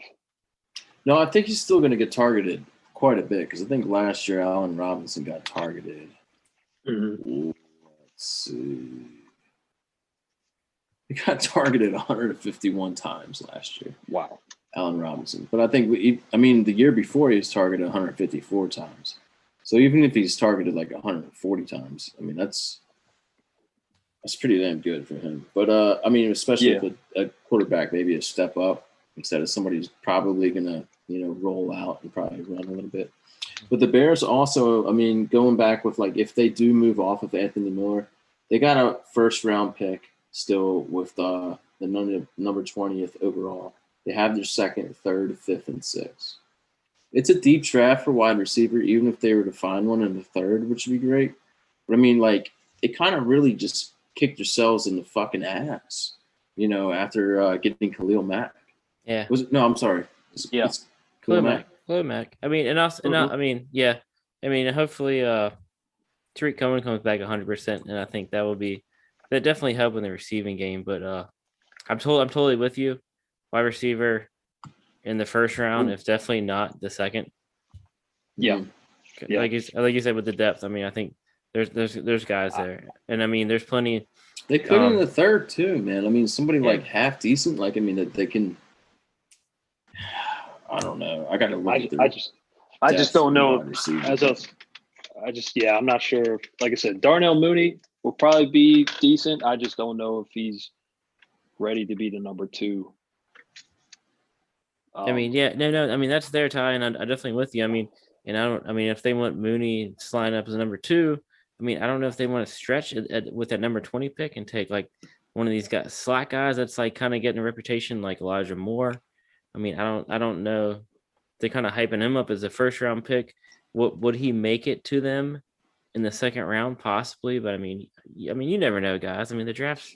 I mean, that's why we love it. It's 70 freaking twists and turns. Yeah, because I mean, in that way, I would say don't do Elijah Moore because he's going to be kind of the same prodigy as I think Darnell Mooney. Okay. So yeah, because they're pretty much the same thing. Small, really quick, like quick as shit, shifty, and I would do somebody like a little bit bigger, like who's that one out of LSU? I'd have to look again. Jamar Terrence. Chase. No, Terrence. No. Yeah, Terrace Marshall. Yeah. Like somebody like a little bit bigger, it's like that they can get in the second round because the first round there's a lot of primary guys, and I think like Josh was just saying, and Elijah Moore, he's going to be pretty much in the back end of the first round. Yeah.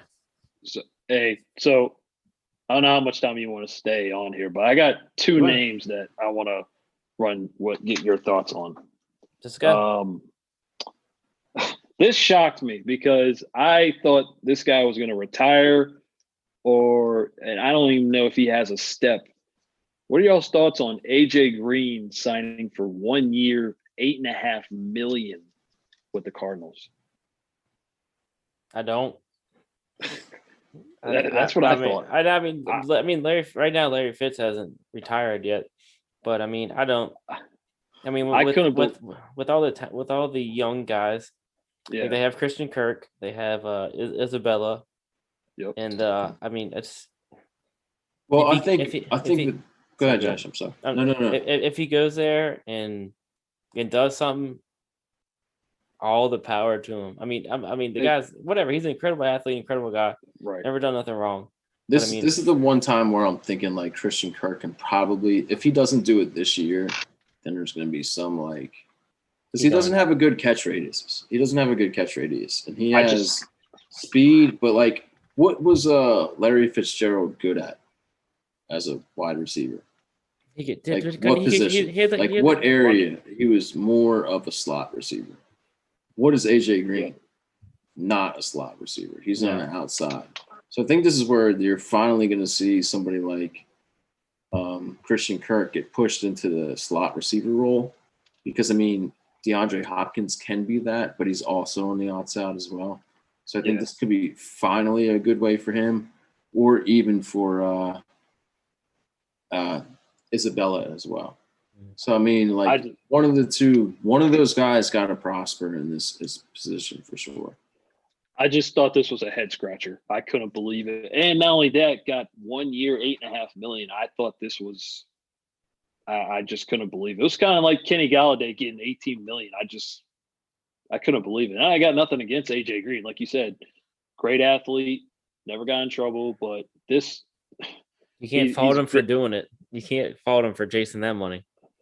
Oh yeah, no, I'm not mad at him for that. But the Cardinals wanted to give him that kind of money, and he's been hurt the last couple of years, and and he's 30. I think he's going to be 33 years old. There's nothing wrong with being 33. Oh, I know, but unless you're as long unless you're Fitzgerald, who he just stays, he's just a machine at 38 years old. Yeah. If you're 33 getting broken down, what are you gonna say, Gary? I was gonna say, I mean, like, think about it this way: like, they tried to do something with Hakeem Butler, who was 6'4".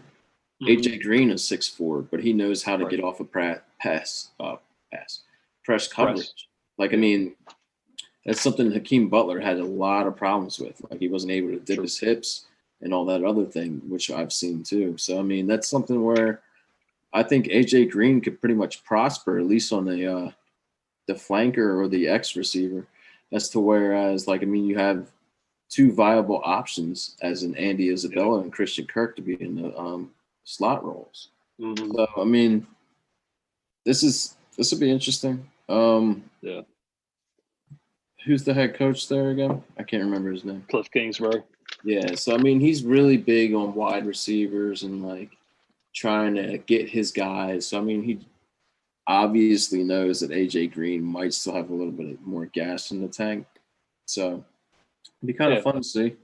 But and like Josh said, more power to him. It's just like I said, when he got signed for $8.5 million a year, I was just like, wow. yeah, it's one of those where, like, I mean, you feel like you got DeAndre Hopkins and AJ Green on your team. 3 years ago, that sounds like holy fuck. That sounds awesome. Yeah. Now it's kind of like, oh, okay, one's pretty much dead to water. Right. Who was your second guy? Second guy, okay, this is more of a personal. I'm very happy that Kenyon Drake has left Arizona so that my guy, who's been sitting on my bench for 2 years, Chase Edmonds, is now the guy. So Kenyon Drake, thank you for leaving. You've never been that good. Goodbye. Go be a backup. And now it's Chase Edmonds' time. I definitely think that again. I mean, going back to what I've been saying, Carolina will probably again draft a running back. They're going to sign somebody besides him. But no, I'm with you. Like because I know I traded for him this offseason. Like I like the optimism in that. But going back to Drake, I mean, all it does is shoot Josh Jacobs in the foot, and there was nothing wrong. He never did anything wrong. You know what I'm saying? It's not like a disciplinary action, but I mean, I don't know what Raiders Gruden was, thinking. Like, why like, I understand adding like a second running back, but right. I mean, this is a guy that kind of. I'm not saying you're bringing in like the cream of the crop, but this guy's going to deserve, 8 to 10 to 12 carries, which is, I mean, Josh Jacobs is the RB1.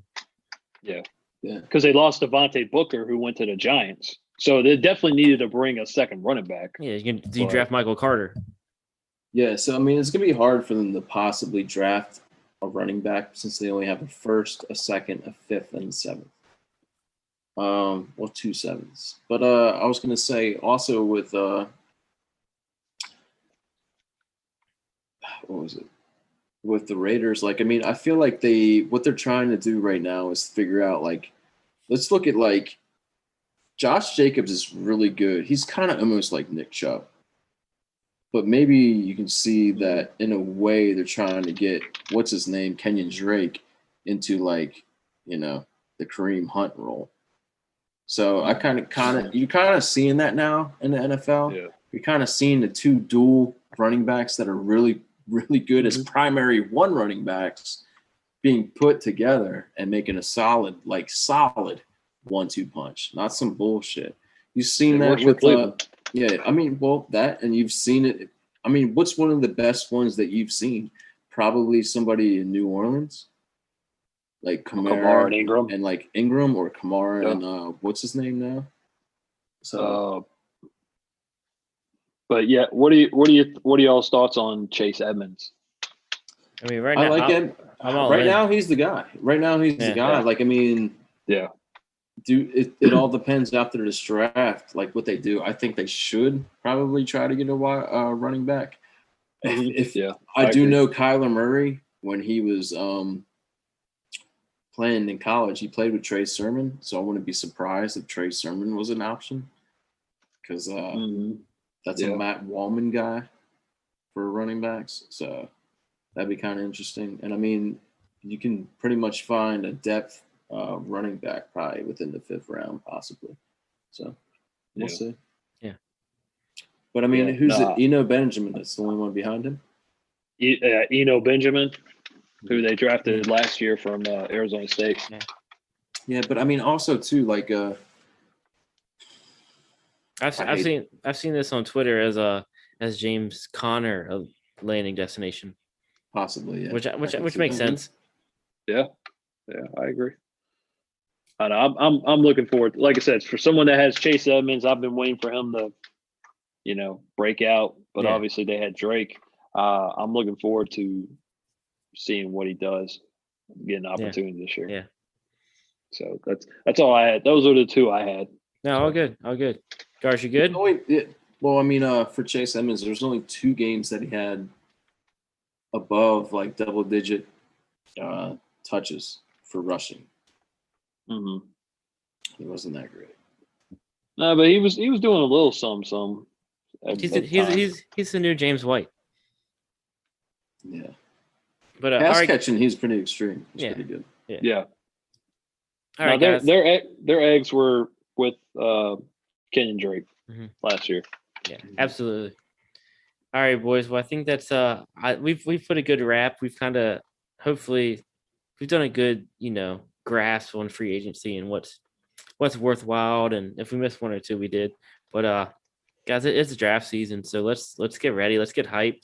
Let's put some mocks together. And I'm ready, guys.